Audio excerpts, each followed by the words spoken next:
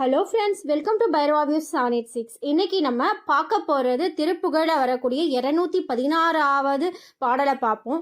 இந்த திருப்புகழ் சரண கமலாயத்தை அப்படின்ற திருப்புகழ். சரள கமலாயம் அப்படின்னு சொல்லிட்டு பார்த்தோன்னா அது சுவாமி மலை இருக்கக்கூடிய முருகரை சிறப்பித்து சொல்லக்கூடிய பாடலாக விளங்குது அப்படின்றது இதில் இருக்குது. இப்போ இந்த திருப்புகழை நம்ம பாடுறதால என்ன பலன்கள் அப்படின்னு சொல்லிட்டு பார்த்தோன்னா, நம்ம ஒரு அரை நிமிஷமாச்சும் அந்த இறைவனை நினச்சி தியானம் பண்ணணும், வேண்டுதல் வைக்கணும்.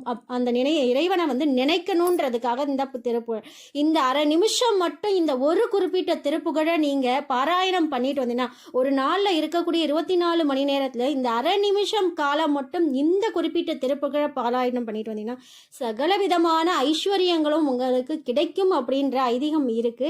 ஏன் இப்படி சொல்றேன் அப்படின்றத இந்த பாடலை பார்க்கும் பொழுதே உங்களுக்கு தெரியும். சரி, ஒரு இப்போ நேற்று என்னுடைய லைஃப்பில் நடந்த ஒரு இன்சிடெண்ட்டை இந்த திருப்புகள் சொல்கிறதுக்கு முன்னாடி நம்ம பார்ப்போம்.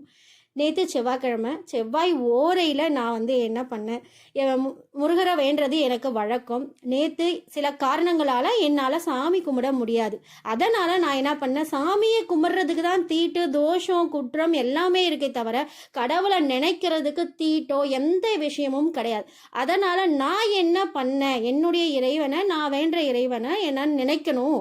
அஷ்டமி வேற அன்னைக்கு நான் என் பைரவரை நினைக்கணும், வாராகியை நினைக்கணும், முருகரை நினைக்கணுன்றதுக்காக நான் என்ன பண்ணேன், அந்த செவ்வாய்க்கிழமையில் வரக்கூடிய செவ்வாய் ஓரையில் 1லேருந்து 2 டைமை நான் சூஸ் பண்ணி நான் மௌன விரதம் அன்னைக்கு இருக்கலாம்னு சொல்லிட்டு பிளான் பண்ணி இருந்தேன். ஏன் அப்படின்னு சொன்னால், ஒரு வேண்டுதல், மனுஷனாக பிறந்தா ஒரு சில தேவைகள் இருக்க தானே செய்யும். அதனால நான் எனக்கு இந்த ஒரு வேண்டுதல் நிறைவேற்றி கொடுப்பா அப்படின்னு சொல்லிட்டு நான் உட்காந்து தியானம் பண்ணிக்கிட்டு அந்த நேரம் நான் மௌன விரதம் பேசதான் கூடாதே தவிர இறைவனை நினைக்க முடியும்.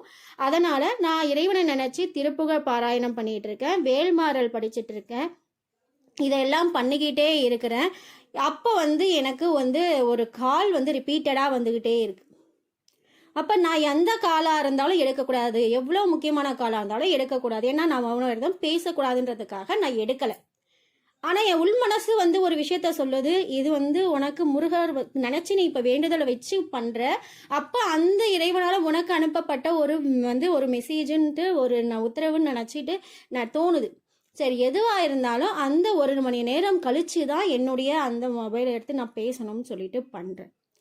நான் ஹிந்தி ஃப்ரெண்ட்ஸு டீச்சருன்றதால நான் என்ன பண்ணிட்டு இருந்தேன், என்னுடைய கெரியர் ரிலேட்டடாக ஒரு வேண்டுதலை வச்சு நான் அந்த 1 மணி நேரம் மௌன விரதம் இருந்துகிட்டு இருக்கேன். அப்போ அந்த காலை நான் 2 மணிக்கு மேலே எடுத்து கால் பண்ணுறேன். கால் பண்ண உடனே அவங்க நீங்கள் எங்கேருந்து பேசுகிறீங்க அப்படின்னு சொல்லிட்டு கேட்குறேன். அவங்க சொன்ன விஷயத்த கேட்டிங்கன்னா நீங்கள் அதிர்ந்து போயிடுவீங்க.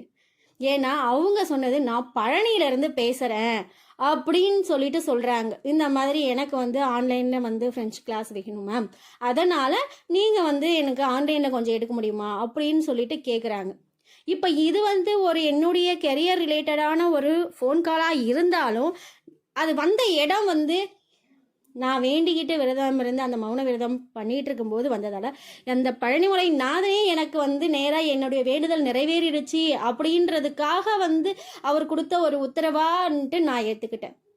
அடுத்தது கொஞ்ச நேரம் கழித்து மறுபடியும் என்னுடைய யூடியூப்க்கு ஒரு கமெண்ட் வருது.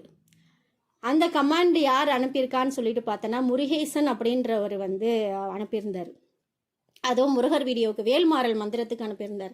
இப்போ இது ரெண்டுத்தையும் நம்ம யோசிச்சு பார்க்கும்பொழுது அந்த கருணை கடலான இந்த கடவுளுக்கு ஏன் மேலேயும் எவ்வளவு கருணை இருக்குன்றத இதில் புரியுது.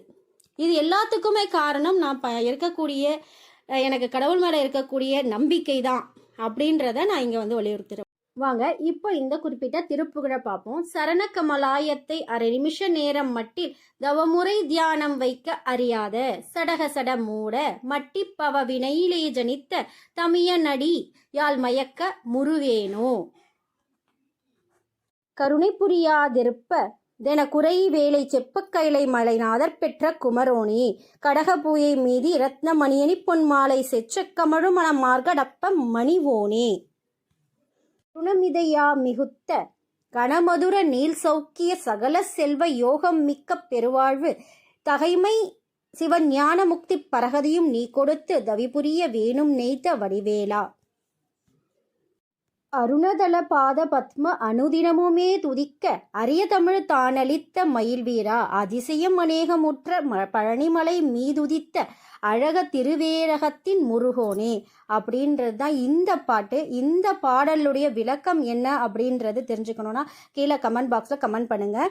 இந்த வீடியோ வந்து குறிப்பிட்ட திருப்புகழை வந்து நான் வந்து டிஸ்கிரிப்ஷன் பாக்ஸ்லேயும் கொடுக்குறேன். நீங்களும் வந்து இந்த திருப்புகழை பாராயணம் பண்ணி சகல செல்வ யோகங்களும் உங்களுக்கு கிடைக்கணும்னு சொல்லிட்டு இந்த இறைவனும் இந்த குபேர பிரபஞ்சத்திட்டும் கேட்டுக்கிறேன். யாம் பெற்ற இன்பம் பெருக வையகம். இறைவனுடைய ஆசீர்வாதத்தாலையும் இந்த குபேர பிரபஞ்சத்துடைய ஆசீர்வாதத்தாலையும் உங்கள் தேவைகள் அனைத்தும் நிறைவேறி நீடூழி வாழணும்னு இந்த இறைவனுடனும் இந்த குபேர பிரபஞ்சத்திடமும் கேட்டுக்கிறேன். வாழ்க வளமுடன், வாழ்க வளமுடன், வாழ்க வளமுடன்.